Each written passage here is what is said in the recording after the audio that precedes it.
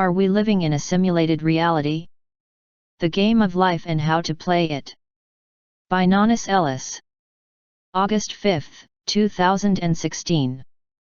Website: ananis.com. Produced by Higher Self.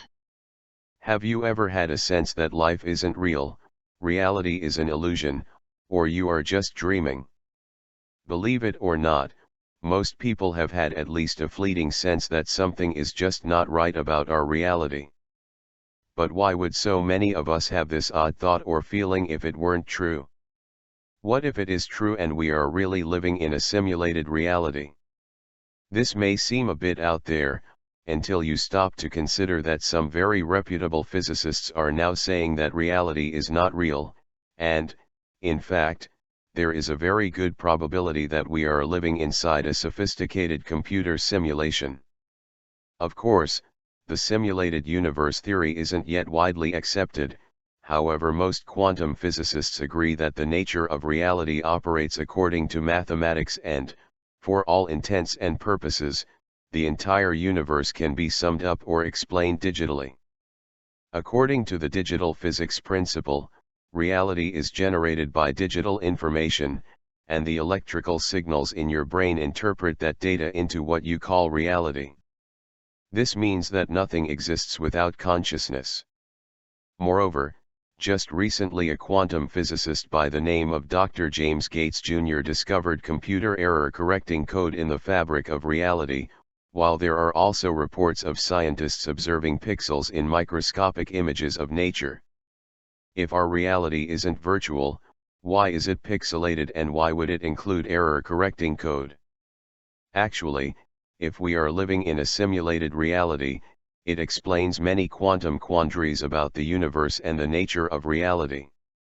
For instance, many scientific experiments have concluded that reality only exists when it is observed, and, therefore, when there is no observer, there is no reality.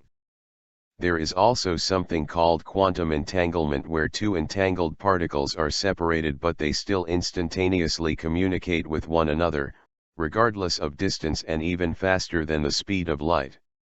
However, when pointing out quantum quandaries, we cannot forget about atoms.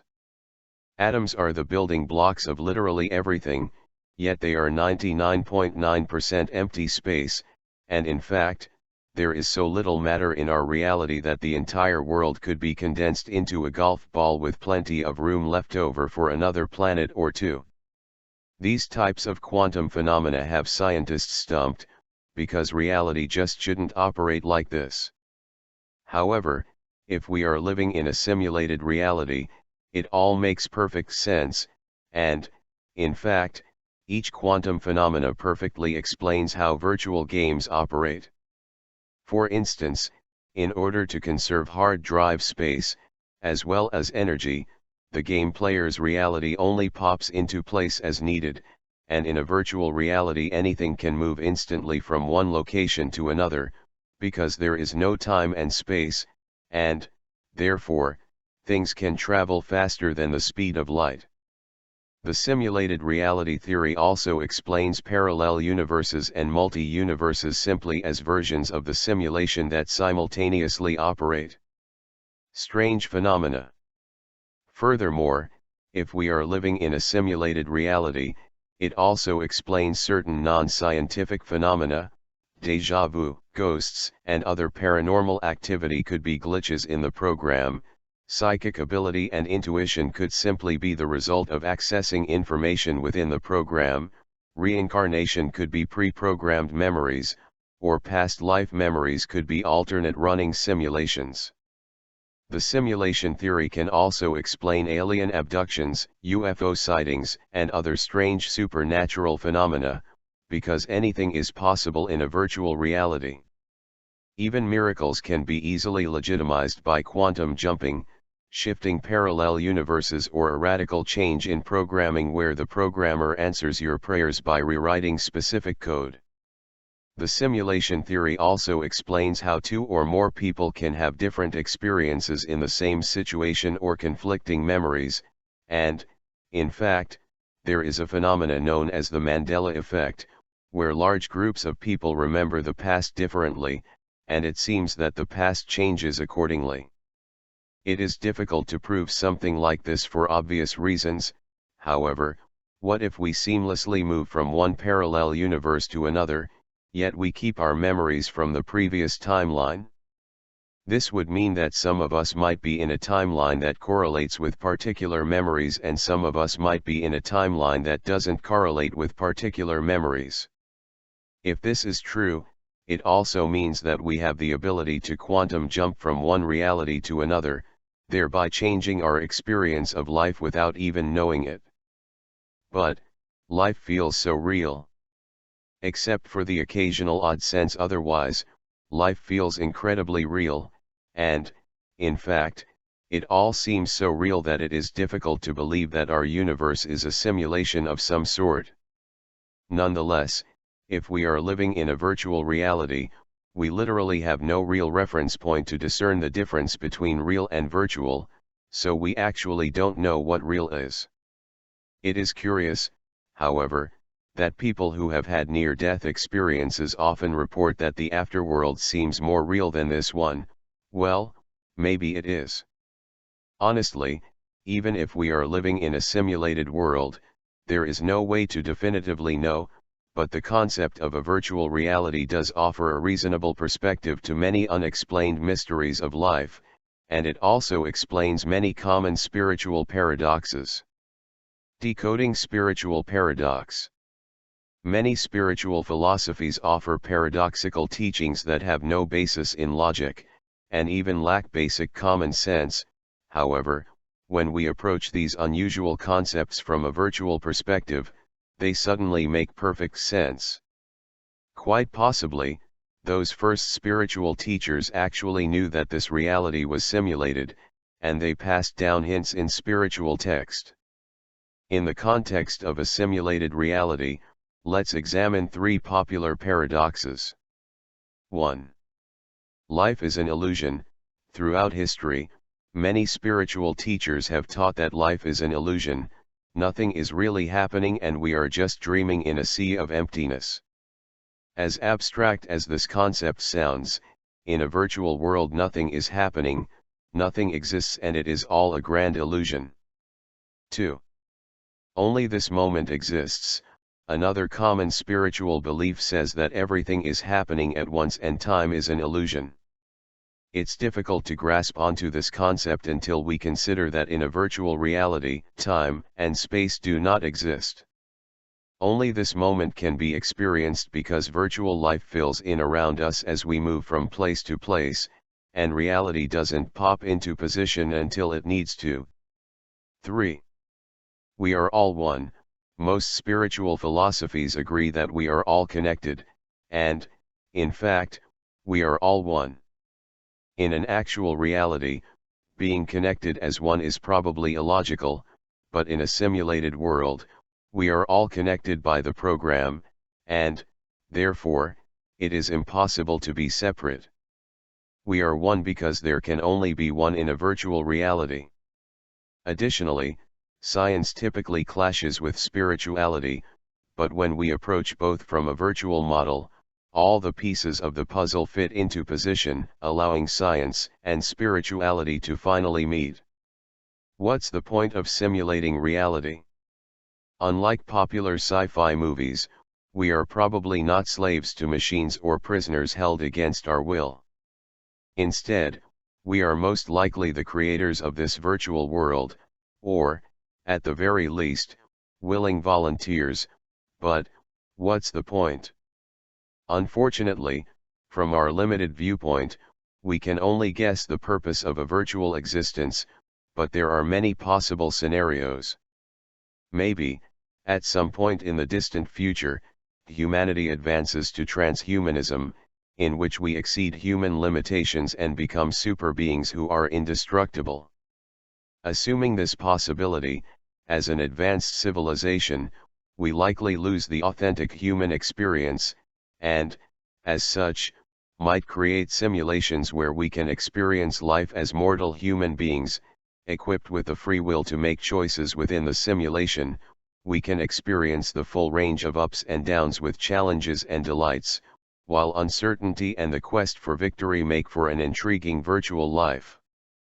Likewise, as an advanced future race, we probably don't experience anger, frustration, separation, loneliness, or fear, so if we desire to have these human experiences, the only way to do so would be in a simulation. Keep in mind that virtual time is very deceptive. 1 year in a simulation could be equivalent to 1 second outside the simulation, making an 80-year virtual lifetime pass by in the blink of an eye. Let's face it, when time and space cease to exist, anything you imagine is plausible. Another possibility is that our future selves want to learn from the past, so they can avoid repeating the tragedies of history, or this simulation could be some type of experiential training, such as a 3D school where we experience the positive and negative consequences of our behavior, actions, and choices. Then, of course, the reason for a simulation could be as simple as the fact that virtual games are fun and exciting because you can have any experience without risk. So, whatever happens, happens, no harm can be done in a virtual world because nothing is real, not even you. Let's also consider that there is not a real reality out there, and maybe, there is nothing more real than a virtual reality, meaning that everything in existence is virtual in nature. Are we really powerless? Indeed, the idea of living in a simulation can make us feel powerless, because it means that something other than us is in control and quite possibly controlling us. On the other hand, living in a simulation can mean that miracles are possible, magic can be expected, and we really are limitless. Once we understand how the simulation works and how to operate it from the inside, we can upgrade our minds for greater intelligence or creativity, download special gifts and talents, or reprogram our bodies for perfect health and even agelessness. We might also experience alternate versions of life, parallel realities, and supernatural phenomena, and, maybe we can also download advanced abilities, such as telepathy, telekinesis, and psychic ability. Cheat codes might also allow us to peek into the future before making a decision, or maybe even go back in time to redo a past mistake or missed opportunity. This all sounds like sci-fi, and it is, but sci-fi often has its roots in reality, or whatever this existence is. Nevertheless, real or simulated, let's get down to practicality, because there are more essential elements to life than superpowers and special abilities. If we are virtual beings in a virtual world, do we really have the power to manipulate our environment right now? The answer is most definitely yes. There would be absolutely no point to a simulation if we didn't have a way to influence virtual life. So, although we might be Sims, we still possess the free will to make conscious choices, and, as such, we have the power to consciously create reality, even if it's not real. Additionally, as an expert in the field of manifestation, with over 4 decades of research and experiential study, I can confidently say that the laws of manifestation perfectly correlate with a simulated reality, and, in fact, when examined through a virtual model of reality, many facets of manifestation make a great deal more sense. So, if we are living in a simulated universe, how do we influence it in order to have the best possible experience? Firstly, you need to understand that you are playing the game of life, and secondly, you must clearly comprehend the underlying dynamics of this virtual game, so that you know exactly how to play it. You are love, you are light, and all is well. Part 2. The game of life and how to play it. In this article, we will explore the complex dynamics of living in a simulated reality, including practical ways to consciously create the life of your dreams. Have you ever sensed that something is just not right about reality, like there is an important secret on the verge of being revealed? Deep inside, there is a part of us who knows that there is more to this convoluted game of life than meets the eye.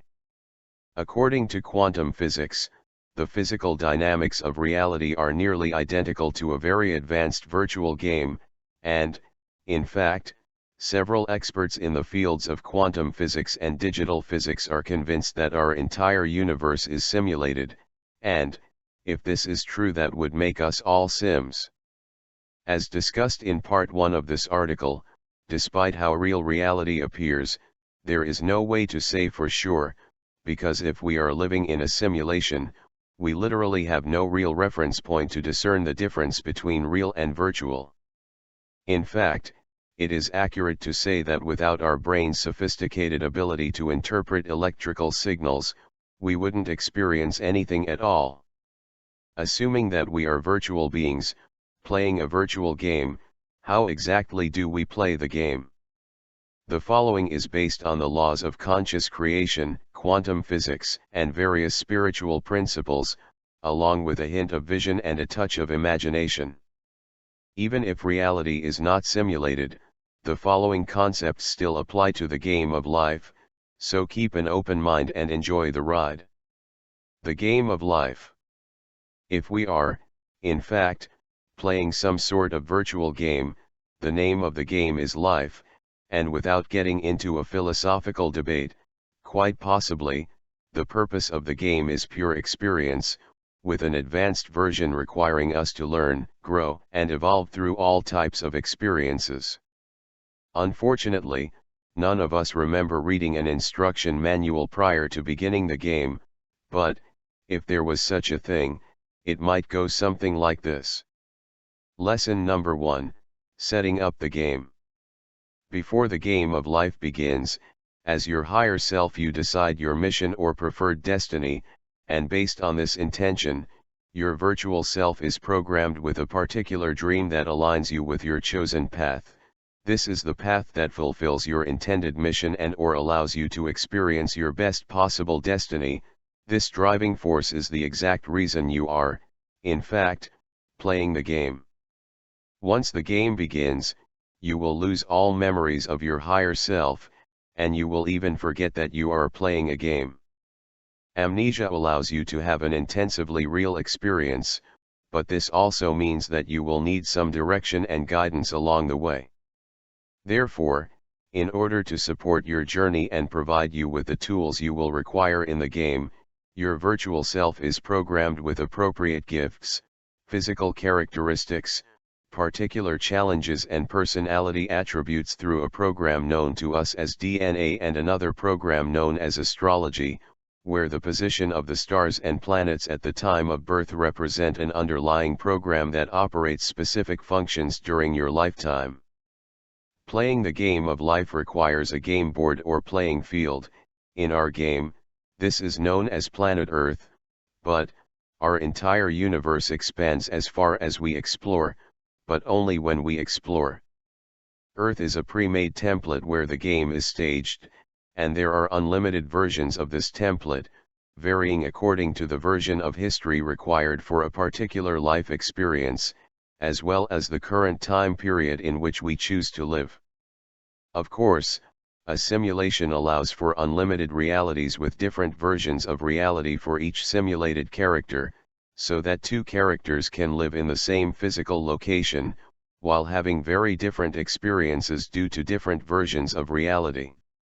However, even though we are each playing a unique game within our own individual reality, and your reality belongs to you alone, whenever we share an agreed upon reality, our individual realities intersect and overlap, creating a shared reality where we can agree on specific attributes, but we are never locked into any one reality, so a shift in consciousness can easily result in a new version of reality where we no longer experience the same shared reality, or we might experience an alternate version of friends and family. Although there are certain constructs and parameters that must be followed, such as gravity and the basic need for air, food, and water, beyond the natural laws that construct the simulation and certain predetermined game limitations, we can experience any type of reality we dream, and because reality fills in around us, moment to moment, miracles, magic, and instant manifestation is possible. The game of life begins as we are each born to specific parents who will provide the most ideal early life circumstances, including events that will mold personality, experiences that create challenges to overcome, and opportunities that highlight our gifts and talents, all the while intentionally aligning us with our chosen path. Moreover, predetermined childhood experiences, and particularly traumatic events, are meant to deepen pre-made programs, such as DNA, but they also create new ones through subconscious programming. The game of life will inevitably ask you to develop your talents and express your gifts, as well as face your fears and overcome your challenges, and, in doing so, you have the opportunity to discover who you really are, and, ultimately, experience your best possible life.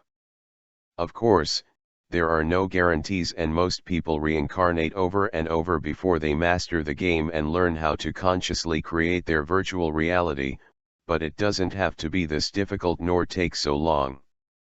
Lesson number 2, Playing the Game. Inside a sophisticated virtual reality, every possibility exists as probability waves within the field of potentiality, otherwise known as the quantum field, the intelligent field of infinite potential. Although countless versions of life simultaneously exist, only one version locks into place at a time, and we seamlessly experience it as reality. But what exactly determines the version we experience? Until you are fully conscious and awake, the primary subconscious program, called the ego, automatically runs your life according to your individual programming. The ego is a survival program specifically designed to keep you alive in the simulation as long as possible, and, when the ego is operating, you have little or no power to affect reality. This means that as long as you are unconscious, most of your choices, including your actions, reactions, and interactions, are determined by the ego and dictated according to your specific programming. This makes it quite difficult to avoid predestined events, and just as challenging to manifest desired experiences that are not already predetermined. Therefore, in order to intentionally influence reality and consciously create your life, you must override subconscious programming and make conscious choices, but in order to do so, you must play the game of life as your higher self. Unfortunately, this is no easy feat when we have amnesia of our higher selves, and, consequently, we experience a virtual version of ourselves trapped within the confines of a simulated world where limitation and fear seem to rule. However, with utmost certainty, awakening as your higher self allows you to transcend the simulated construct that predetermines your life, and, therefore, your ability to consciously affect reality is directly related to your level of consciousness. The more conscious you are, the more power you have. Hence, in order to play the game as your higher self, you must wake up and remember who you really are. Lesson number 3, Waking up is the key to mastering your virtual reality. Immersed in subconscious programming, we are unaware, but as we are able to observe ourselves, we become self-aware, thereby increasing individual consciousness, and, if we continue to progress through self-awareness, eventually we awaken as the observer, which is another word for higher self. This is commonly known as spiritual awakening, but you don't just awaken the spirit of your higher self, you actually awaken as your higher self. When your real self is awake and consciously playing the game, you have the power to influence reality from inside the simulation, thereby transcending the ego, as well as deactivating subconscious programming, and even rewriting your own DNA coding or overriding astrological code, if you so choose. Spiritual awakening is not a destination as much as it is a moment-to-moment choice, and simply being present in the now awakens your higher self for as long as you are conscious. Being awake and conscious in the moment requires you to be in your body, fully aware, completely open and totally present, without judgment or resistance, and without being in a state of reaction or defense. This means that whenever you are altogether present in the moment, without distraction, denial, or dissociation, your higher self awakens, and, as a result, you naturally embody your higher self. This is why it feels so great to live in the moment and experience true presence, but any time you lose presence by going unconscious, the ego automatically takes control, and, whenever this happens, the game of your life literally plays itself according to programming, until your higher self wakes up again. Living as your higher self clearly allows you to override subconscious programming that would otherwise control your life, but it really doesn't answer the question, how do we consciously create reality? Lesson number 4, Communicating with the Quantum Field. From outside the simulation, any variable or potential can be changed or influenced by writing or rewriting code, but, from within, we don't have that advantage, and, in fact, as Sims in a simulated reality, we have no physical power to affect anything. Nonetheless, when it comes to influencing reality or even consciously creating life, we are equipped with something equally as powerful. Everything we experience springs forth from the quantum field, and, in fact, the field possesses the potential to birth anything we choose. This unlimited field of potentiality is conscious and intelligent, and, although it operates according to certain rules and predetermined criteria, it also responds to the power of mind. Through the power of your mind, you can be, do, or have anything, from the grandest dream down to the most delightful desire. By consciously using your mind in the correct way, you can ask the quantum field for virtually anything, no pun intended, and it can't say no. Whether you realize it or not, you are constantly communicating with the field through your thoughts, intentions, and focus, but the most powerful form of communication is your beliefs. In fact, the field automatically hears all your beliefs and consequently acts as a mirror by manifesting them in reality, and, in this regard, reality is a feedback system that flawlessly demonstrates your beliefs. So, if you don't like any aspect of your life, you don't have to look any further than your beliefs. Beliefs are so powerful that they are the on and off switch for subconscious programming, and the only way to program and reprogram your subconscious mind. The power of imagination. The second way to communicate with the field is through images and symbols. Whatever you imagine is received as information to the field. In other words, the field reads your imagination as a request and delivers accordingly. This is why it is very important to only imagine what you want and never imagine what you don't want. Magnetism. The third way in which you communicate with the field is through electromagnetic vibration. So, if you want to create or manifest a dream or desire, you must emit a vibrational signal that magnetically attracts the subject of your dream or desire. We usually refer to this as the well-known law of attraction, but it is the less-known magnetic key that has all the power. This key is self-love, and without it the law of attraction has very little influence on reality. Self-love tells the field that you believe that you are worthy of your desire, and the high energy of self-love magnetically attracts whatever you choose. Self-love is the vibrational currency that allows you to exchange thoughts for things. Now that you know the essential keys to communicating with the field, you also need to recognize the ways in which your higher self communicates with you, before and after awakening. Lesson number 5, Messages from Above. Through your higher self, you have direct access to the wisdom of an omnipotent vantage point. Indeed, your higher self knows the best path for you to travel, and also knows the right answers to your most pivotal questions, but, unless you can receive this guidance, it is lost or given in vain. This means that learning to hear and decipher information from your higher self is a big game changer. So, how does your higher self communicate with you? Inner guidance. Your higher self communicates to you through inner guidance, otherwise known as intuition, gut feelings, or a sense of knowing.